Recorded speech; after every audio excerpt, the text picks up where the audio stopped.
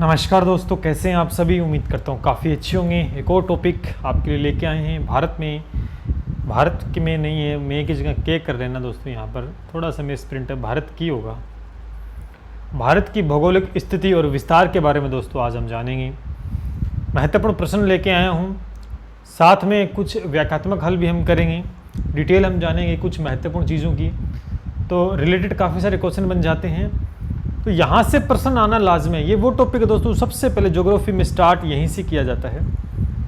तो आज जो टेस्ट होने वाला है वो भौगोलिक स्थिति और विस्तार पे होने वाला है और नई चीज़ें देखने वाले हैं। काफ़ी अच्छी क्लास है। लाइक करें वीडियो को, सबसे पहले तो शेयर मार दें जिससे सभी बच्चों आ पाएँ, और चैनल को सब्सक्राइब कर लें दोस्तों। तो चलिए शुरू करते हैं। सबसे पहले अगर हम देखें, भारत की बात करते हैं। अगर भारत की भौगोलिक स्थिति की दोस्तों अगर हम बात करें तो अक्षांश की दृष्टि से पहले तो मैं आपको बता दूं अक्षांश क्या होता है दोस्तों। ये जो आपका ग्लोब है, ये जो रेखाएं होती है, ये रेखाएं, ये क्या होती है, आपके अक्षांश रेखाएं होती है, ठीक है। और ये आपकी जो होती है, ये देशांतर रेखाएं होती है। क्या होती है? देशांतर रेखाएं होती हैं। सभी को पता है, ब्लू लाइन जो है वो देशांतर को प्रदर्शित करेगी, रेड लाइन जो है वो अक्षांश को प्रदर्शित करेगी। कई बार ये प्रश्न पूछ लिया जाता है कि अक्षांश की दृष्टि से भारत उत्तरी गोलार्ध में स्थित है। सॉरी, मैंने उत्तर ही बता दिया। पूछा यह जाता है कि अक्षांश की दृष्टि से भारत कौन से गोलार्ध में स्थित होगा, ठीक है। तो इसका उत्तर दोस्तों होगा उत्तरी, यानी अक्षांश की दृष्टि से जो भारत देश है, अपना भारत देश है, ये अक्षांश की दृष्टि से, किसकी दृष्टि से? अक्षांश की दृष्टि से उत्तरी गोलार्ध के अंदर स्थित है। ये जो ऊपर वाला है ये उत्तरी ध्रुव होता है दोस्तों, ये दक्षिण ध्रुव होता है। जो ऊपर वाला पार्ट है ये उत्तरी गोलार्ध है, ठीक है। तो ये बात आपको ध्यान में रखनी है। तो पहला प्रश्न यहीं से बन सकता है आपका। चलिए आगे बढ़ते हैं दोस्तों। पीडीएफ आपको यहाँ मिलेगी हमारे टेलीग्राम चैनल पे। मंडे टू फ्राइडे जो क्लास होती है ऑन यूट्यूब 7 PM, उस सभी का टेस्ट दोस्तों सैटरडे संडे को आपका होता है। कहाँ पर? हमारे टेलीग्राम चैनल पर जाइएगा, वहाँ पर दोस्तों @SKNayak02 नाम से एक आपको लिंक मिल जाएगा। सैटरडे को सुबह ही मिल जाएगा, उसे ज्वाइन कर लेना। वहाँ पर संडे सैटरडे को टेस्ट दोस्तों होता है रात 9 बजे। जितने भी प्रश्न आपको मिलेंगे सब एग्ज़ाम ओरिएंटेड होंगे। काफ़ी बेनिफिट दोस्तों आपका होगा, तो अभी जाके ज्वाइन कीजिएगा। पहला प्रश्न जो आपके सामने है वो है, भारत किस गोलार्ध में स्थित है? तो ये आपके सामने प्रश्न आ भी गया है दोस्तों। सीधा भी प्रश्न पूछ सकते हैं कि अक्षांश की दृष्टि से भारत, या सीधा पूछे कि भारत किस गोलार्ध में स्थित है, तो इसका उत्तर दोस्तों क्या होगा? उत्तरी गोलार्ध में स्थित है। अभी मैंने बताया था उत्तरी, ये आपका ग्लोब है, ये अक्षांश रेखाएं होती है, ये देशांतर रेखाएं होती है, ये आपका टॉप फ्लोवर उत्तरी गोलार्ध, ये दक्षिणी गोलार्ध, और लगभग उत्तरी गोलार्ध की तरफ अपना भारत स्थित है, ठीक है। तो ये विशेषकर आपको ध्यान में रखनी है। कई बार प्रश्न में आपसे दोस्तों अक्षांशीय विस्तार के बारे में पूछ लिया जाता है। थोड़ा सा हम देख लेते हैं, थोड़ा सा मैं आपको बता देता हूँ, डिटेल में बातें कर लेते हैं थोड़ी सी। अगर आपसे पूछे कि अक्षांशीय विस्तार कितना है, अक्षांशीय विस्तार की अगर बात कर ली जाए तो 6 डिग्री 4 मिनट उत्तरी अक्षांश से लेकर, यानी मैं चलो लिख देता हूँ अक्षांशीय विस्तार। कई बार ये प्रश्न पूछा जाता है दोस्तों, तो आप इसको ध्यान में रखना। अक्षांशीय विस्तार है 6 डिग्री दोस्तों 4 मिनट से लेकर 37 डिग्री आपका 6 मिनट उत्तरी अक्षांश होगा, ठीक है। और इसी तरीके से अगर देशांतर विस्तार पूछे, देशांतर का दोस्तों पूछ ले, तो आपका उत्तर जो होना चाहिए उस समय 68 डिग्री 7 मिनट से लेकर दोस्तों 97 डिग्री 25 मिनट होगा। चलो यहाँ लिख देता हूँ मैं, 97 डिग्री 25 मिनट होगा, ठीक है। तो अक्षांशीय विस्तार और देशांतरी विस्तार के बारे में दोस्तों आपको ध्यान होना चाहिए। समझ में आ गया? चलिए आगे बढ़ते हैं। अगला प्रश्न देखिए, भारत का अक्षांशीय विस्तार कितना है? बहुत अच्छा प्रश्न। अक्षांशीय विस्तार कितना है? अब बताइए दोस्तों। अभी मैंने आपको जस्ट बताया था अक्षांशीय विस्तार कितना है भारत का, क्या उत्तर होगा? कई बार दोस्तों आपको मैं बता देता हूं, कई बार जो मैंने अभी बताया था वो 6 डिग्री 4 मिनट उत्तरी अक्षांश से 37 डिग्री 6 मिनट का बताया था उत्तरी अक्षांश। तो यहाँ पर दोस्तों कई बार ये भी ऑप्शन देखने को मिल जाता है 8 डिग्री 4 मिनट, और कई बार 6 डिग्री 4 मिनट भी देखने को मिल सकता है। मोस्टली आपको यही देखने को मिलेगा, और ये नहीं होगा तो तो ऑप्शन में आपको 6 डिग्री 4 मिनट तो उत्तरी अक्षांश उसको सही करना है, बाकी लास्ट वाला सही है 37 डिग्री 6 मिनट उत्तरी अक्षांश। तो ए ऑप्शन दोस्तों आप सही करेंगे, ठीक है, ए ऑप्शन आप सही करेंगे, ठीक है। अच्छा प्रश्न है। चलिए अगला जो प्रश्न है कि भारत का क्षेत्रफल कितना वर्ग किलोमीटर है। भारत का जो क्षेत्रफल है कितना वर्ग किलोमीटर है, उत्तर दोस्तों फटाफट दीजिएगा, उत्तर फटाफट दोस्तों कमेंट में दीजिएगा। अब एग्जाम पॉइंट ऑफ व्यू से अगर एग्जाम में जो प्रश्न आया है वो यही प्रश्न दोस्तों सेम पूछा गया था एग्जाम के अंदर, और इसका जो उत्तर था उस समय आपका सी ऑप्शन रहेगा 32.8 लाख वर्ग किलोमीटर।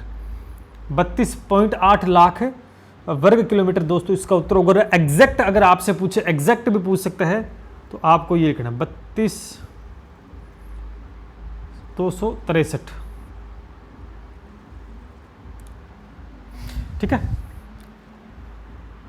तो 32,87,263 दोस्तों वर्ग किलोमीटर अपना है, या 32.8 लाख वर्ग किलोमीटर भी आपसे ये ऑप्शन में देखने को मिल सकता है। कई बार प्रश्न में दोस्तों आपसे भारत की स्थल सीमा की कुल लंबाई भी दोस्तों पूछ ली जाती है कि भारत की जो स्थल की सीमा की कुल लंबाई है वो भी आपको ध्यान में रखनी है कि स्थल सीमा की जो लंबाई है, मैं साथ में थोड़ा बताता जाऊंगा, कुछ क्वेश्चन लिखे कुछ नहीं लिखे, तो मैं 15,200 किलोमीटर दोस्तों स्थल सीमा की कुल लंबाई है अपने भारत के अंदर। और एक प्रश्न ये भी पूछा जाता है, बेसिक क्वेश्चन है कि भारत का आकार क्या है, चतुष्कोणीय। आपको बताना है कि भारत का आकार क्या है, चतुष्कोणीय, ठीक है। आगे बढ़ते हैं। अगला जो प्रश्न है, भारत का भौगोलिक क्षेत्रफल विश्व के भौगोलिक क्षेत्रफल का कितना प्रतिशत है। कमेंट में फटाफट आंसर दीजिए। चौथे का कितना भैया बताएं, जल्दी से कमेंट में आंसर दीजिएगा। अच्छा प्रश्न है, विश्व का कितना प्रतिशत है भारत। 2.4%। सी ऑप्शन दोस्तों सही करेंगे, 2.4% होगा चौथे का। अगला जो प्रश्न है, भारत से विश्व के कितने देश क्षेत्रफल से बड़े हैं। इंपॉर्टेंट है, वेरी इंपॉर्टेंट है। कितने ऐसे देश हैं जो भारत से बड़े हैं क्षेत्रफल की दृष्टि से। पहले से ही भारत का कौन सा नंबर है बताइए, भारत का कौन सा नंबर है दोस्तों। भारत से पहले 6 देश ऐसे हैं जो बड़े हैं, 6 देश ऐसे हैं दोस्तों जो बड़े हैं, और भारत 7वें नंबर पर आता है क्षेत्रफल की दृष्टि से। और भारत से 6 पहले कौन कौन सा है, रूस है, कनाडा है, संयुक्त राज्य अमेरिका है, चीन है, ब्राजील है, ऑस्ट्रेलिया है, ठीक है। और डिटेल में भी उनके बारे में भी अगर प्रश्न पूछे तो मैं थोड़ा व्याख्या में लेके आया हूँ आप सभी के लिए। ये देखिए, ये आपको ध्यान में रखना है। थोड़ा सा हम ऊपर कर देते हैं इसको जूम करके, ठीक है। देखो क्षेत्रफल की दृष्टि से भारत से 6 बड़े देश हैं। पहला रूस दोस्तों सीक्वेंस में लिखा है, रूस है जिसका 170.7 लाख वर्ग किलोमीटर है। फिर आपका कनाडा है 99.7 लाख वर्ग किलोमीटर है। फिर संयुक्त राज्य अमेरिका है, फिर चीन है, ब्राज़ील है, ऑस्ट्रेलिया है। ये आपको ध्यान में रखना है, ठीक है।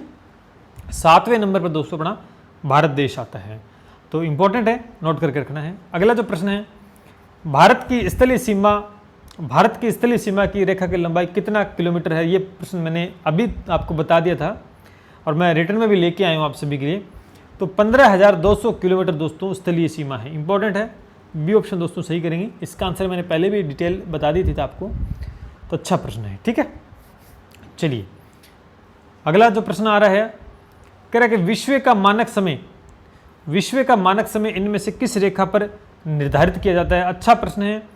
मानक समय है जो समय और तिथि को दर्शाता है, वो कौन सी रेखा है। इस तरह का प्रश्न भी दोस्तों आपसे पूछ सकते हैं, तो इसका उत्तर सभी को पता होगा, देशांतर रेखा। क्या होगी, देशांतर रेखा समय को प्रदर्शित करेगी, ठीक है। चलिए आगे बढ़ते हैं। अच्छा व्याख्यात्मक भी हल थोड़ा है, यहाँ पर देखेंगे कि समय का निर्धारण देशांतर रेखा पर किया जाता है। समय का जो निर्धारण है और स्थिति का जो निर्धारण दोस्तों, जो आपकी लोकेशन है वो अक्षांश रेखा निर्धारित करेगी। इस प्रश्न को भी ध्यान में रखना है। समय का निर्धारण कौन करेगी, देशांतर रेखा, और आपकी जो लोकेशन, आपकी जो स्थिति बताएगी वो अक्षांश रेखा बताएगी आप कहाँ पर खड़े हो। तो समय का निर्धारण दोस्तों देशांतर रेखा करती है। मैकमोहन रेखा भारत और तिब्बत के बीच 1914 में निर्धारित किया गया सीमा रेखा है। इसे सर हेनरी मैकमोहन के नाम से भी दोस्तों जानते हैं। और ये पूरा टॉपिक जो आपका रेखाओं का है, जो भारत पाकिस्तान के बीच में कौन कौन सी रेखा है, भारत तिब्बत चीन इनके बीच में, तो डिटेल से वीडियो लेके आऊँगा मैं वो। तो आगे बढ़ते हैं इसी के साथ। अगला जो प्रश्न है कि इनमें से कौन भारत का मानक यामोत्तर देशांतर है। अच्छा प्रश्न है। इनमें से कौन भारत का मानक यामोत्तर देशांतर है। 8वें का उत्तर क्या होगा, 82 डिग्री 30 मिनट पूर्वी देशांतर। सी ऑप्शन दोस्तों आप सही करेंगे। ठीक है, आगे बढ़ते हैं और यहाँ पर डिटेल भी है थोड़ी सी। चलिए, क्या है डिटेल कि भारत का जो मानक यामोत्तर है जो है 42 डिग्री 30 मिनट पूर्वी देशांतर।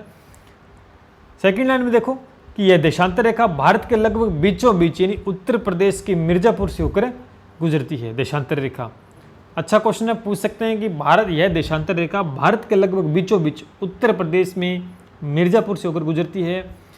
अंतर्राष्ट्रीय मानक समय 0 डिग्री देशांतर को माना गया है। अब आपसे यह भी क्वेश्चन पूछ सकते हैं कि अंतर्राष्ट्रीय मानक समय कितने डिग्री देशांतर को माना गया है, तो आपका उत्तर होना चाहिए 0 डिग्री देशांतर को माना गया है। कहाँ से गुजरता है, लंदन से। भारत का मानक समय अंतर्राष्ट्रीय समय से कितना मिनट आगे है, 5.5 घंटा दोस्तों आगे है।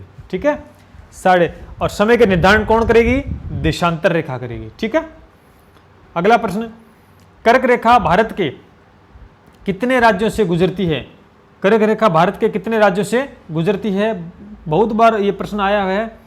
8 राज्यों से गुजरती है। और कौन कौन से राज्य हैं, गुजरात है, राजस्थान है, मध्य प्रदेश है, छत्तीसगढ़ है, झारखंड है, पश्चिम बंगाल है, त्रिपुरा है, मिजोरम है। ये 8 राज्य दोस्तों हैं जो यहाँ से मध्य कर्क रेखा गुजरती है। और जल्द दोस्तों मैं जैसे ही ये ज्योग्राफी का टॉपिक कंप्लीट होता है, अपना पूरा जीके कंप्लीट हो जाएगा इसी के साथ में, उसके बाद में हम जो छोटी कम समय की क्लास लेके आएंगे, शुरुआत करेंगे जिसमें ट्रिकी चलेगा सब कुछ।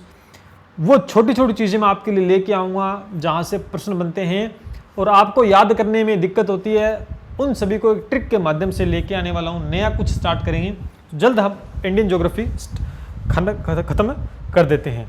ठीक है, चलिए अगला, ये आगे दिया भी है। कर्क रेखा 8 राज्यों से गुजरती है, गुजरात, राजस्थान, मध्य प्रदेश, छत्तीसगढ़, झारखंड, पश्चिमी बंगाल और त्रिपुरा और मिजोरम है। ठीक है, अगला, क्षेत्रफल के आधार पर भारत का सबसे बड़ा राज्य कौन सा है। बहुत इजी प्रश्न है, बेसिक प्रश्न है। अपना राजस्थान, जहां हम रह रहे हैं, राजस्थान क्षेत्रफल की दृष्टि से दोस्तों बड़ा राज्य है। अगला, भारत का सबसे पूर्वी देशांतर कौन सा है। भारत का पूर्वी देशांतर दोस्तों बताइए। पूर्वी देशांतर 68 डिग्री 7 मिनट पूर्वी, 68 डिग्री 7 मिनट। आगे चलिए, प्राचीन भारतीय भौगोलिक मान्यता के अनुसार, प्राचीन भारतीय भौगोलिक मान्यता के अनुसार भारतवर्ष किस द्वीप का अंग था। बहुत अच्छा क्वेश्चन है, इंपॉर्टेंट है दोस्तों। जम्बू द्वीप का अंग था। बी ऑप्शन दोस्तों आप सही करेंगे यहां पर। चलिए आगे बढ़ते हैं। अगर आप कहोगे तो अक्षांश और देशांतर रेखाओं को लेकर एक स्पेशल टॉपिक मैं आपके लिए लेके आ जाऊंगा। अक्षांश और शायद करवाना भी पड़े क्योंकि ये भारत से रिलेटेड भी है, भारत में भी इससे रिलेटेड प्रश्न बनते हैं। तो हम डीपली दोस्तों थोड़ा सा अक्षांश और देशांतर रेखाओं को समझ लेंगे। ठीक है, अगला, सर्वप्रथम इंडिया शब्द का प्रयोग भारत के लिए किस भाषा में किया गया था। अच्छा क्वेश्चन है, इंपॉर्टेंट है। ग्रीक भाषा के अंदर, ग्रीक भाषा में दोस्तों किया गया था। अगला जो प्रश्न है, भारत का प्रमाणिक समय उस स्थान का स्थानीय समय है। भारत का प्रमाणिक समय उस स्थान का स्थानीय समय है जो कहाँ पर स्थित दोस्तों, इलाहाबाद के समीप स्थित है। बी ऑप्शन सी ऑप्शन दोस्तों आप सही करेंगे, इलाहाबाद के समीप है। जितने भी प्रश्न मैं लेके आया हूँ सारे अति महत्वपूर्ण हैं। अगला, इंडियन स्टैंडर्ड टाइम और ग्रीनविच मीन टाइम में कितना डिफरेंस है, सभी को पता है। आंख बंद करके आप इसका उत्तर दे सकते हैं। अगर नहीं उत्तर पता तो फिर आपकी तैयारी बहुत ही कम है। अगला प्रश्न है, संपूर्ण भारत के कितने प्रतिशत भूभाग पर पर्वत और पहाड़ियों का विस्तार पाया जाता है? अच्छा प्रश्न है। अच्छा, एक चीज़ और, क्या आपके माइंड में ये भी डाउट आ सकता है कि भौगोलिक स्थिति में दोस्तों पहाड़ वगैरह पठार है, पृथ्वी की आंतरिक संरचना है, और अपना जो द्वीप वगैरह, इनके बारे में आपने कम प्रश्न लिए, तो मैं उनको अलग से अलग टॉपिक, स्पेशल नाम से टॉपिक लेके आऊँगा, उनमें कवर करवा दूंगा, ठीक है। अच्छा, बताइए इसका आंसर। संपूर्ण भारत के कितने प्रतिशत भूभाग पर पर्वत और पहाड़ियों का विस्तार पाया जाता है? 16वें का क्या उत्तर होगा? 29.3% भाग। सी ऑप्शन दोस्तों सही करेंगे। भारत का दक्षिणतम बिंदु है, भारत का दक्षिणतम बिंदु है, 17वें का क्या उत्तर होगा? वेट कर रहा हूं, तो आप आंसर दीजिएगा। देखते हैं कौन इसका आंसर देता है। 17वें का अच्छा प्रश्न है। भारत का दक्षिण की ओर भारत भूमि का आखिरी छोर है, अंतिम दक्षिणतम बिंदु है, इसे दोस्तों इंदिरा पॉइंट के नाम से जाना जाता है। सी ऑप्शन दोस्तों आप सही करेंगे, इंदिरा पॉइंट के नाम से। और इसका दूसरा नाम भी दोस्तों आपसे पूछ सकते हैं, पिगमिलियन पॉइंट, पिगमिलियन, आगे पॉइंट लगा देना, पिगमिलियन पॉइंट के नाम से भी दोस्तों इसे जानते हैं। यानी आपके जो उत्तरी अक्षांश भारत का दक्षिण की ओर दोस्तों भारत का आखिरी छोर है ये, और अंतिम दक्षिण बिंदु जिसे इंदिरा पॉइंट के नाम से जानते हैं, ठीक है। और आपसे ये प्रश्न पूछ ले तो कि भारत का उत्तर की ओर आखिरी बिंदु कौन सा है? ये दक्षिणतम बिंदु पूछा था। अब ये भी तो प्रश्न बन सकता है कि दक्षिणतम बिंदु तो बता दिया आपने, कौन सा है? इंदिरा पॉइंट है, जिसे पिगमिलियन पॉइंट के नाम से जानते हैं। लेकिन आपसे ये पूछ लेता कि उत्तर की ओर आखिरी बिंदु या उत्तरीतम बिंदु कौन सा है, वो दोस्तों है इंदिरा कोल। ए ऑप्शन उस समय दोस्तों आपको सही करना होगा जब उत्तर दिशा की ओर आपसे पूछे तो, ठीक है। अगला जो प्रश्न है, भारत की मुख्य भूमि को रामेश्वर द्वीप से अलग करता है कौन दोस्तों अलग करता है? पाक जल संधि दोस्तों अलग करती है। अगला प्रश्न, आदम का पुल निम्न में से किन दो देशों के मध्य स्थित है? कई बार दोस्तों ये पूछा गया है, बताइए। 19वें का, भारत और श्रीलंका के बीच स्थित है। अगला, डंकन पास। अच्छा, ये डंकन पासेस है, ये मैं अलग से कराऊंगा, एक क्वेश्चन मैंने लिया इसमें, लेकिन मैं द्वीप के बारे में अलग से टॉपिक दोस्तों लेके आऊंगा। किसके बीच स्थित है डंकन पास? 20वें का, इंपॉर्टेंट है दोस्तों, ये वेरी इंपॉर्टेंट है। दक्षिण अंडमान एवं छोटा अंडमान। सी ऑप्शन दोस्तों आप सही करेंगे। ये Andaman, little Andaman, great Andaman, Nicobar, Indira point और आपके ये डंकन पास है, ये सारी चीज़ें मैं डिटेल में एक सेपरेट वीडियो दोस्तों लेके आऊँगा, तो वेट कीजिएगा।